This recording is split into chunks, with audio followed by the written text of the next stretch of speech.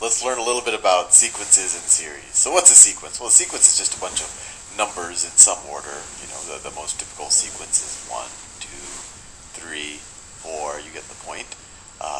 And what's a series? Well, it's often represented as just a sum of sequences, a sum of a sequence. So, for example, the arithmetic series is just the sum of the arithmetic sequence. So 1 plus 2 plus 3 plus, we could keep going until maybe some number.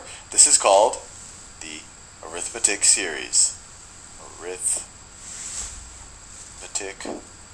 series. And nothing too fancy here. But before we move forward, let's get a notation for how we can represent these sums without necessarily having to write out all of the digits or having to keep doing this dot dot dot plus notation, and that notation is sigma notation. Sigma. That's an uppercase sigma. And how do you use sigma notation? Well, let's say I wanted to represent this arithmetic series. So I would say, well, let's add up a bunch of, let's call them k's. This is an arbitrary variable. And we'll start at k equals 1. We'll start at k equals 1. And we'll go to k is equal to big N. And this is the exact same thing. So we first say make k equal to 1.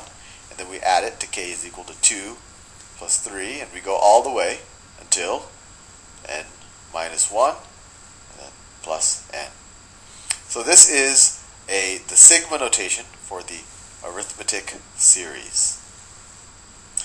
Before we move on, I think this is a good time just to learn a little bit more about the arithmetic series. We'll actually focus on this one and the geometric series, because those are the two that you'll see most often. And then once you learn calculus, I'll show you the power and Taylor series, which is Taylor series is a specific version of a power series.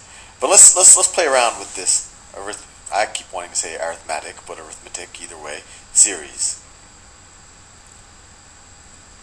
So let's call the sum S. Let's say that this is equal to the sum from k is equal to 1 to n of k, which is equal to, just like we said, 1 plus 2 plus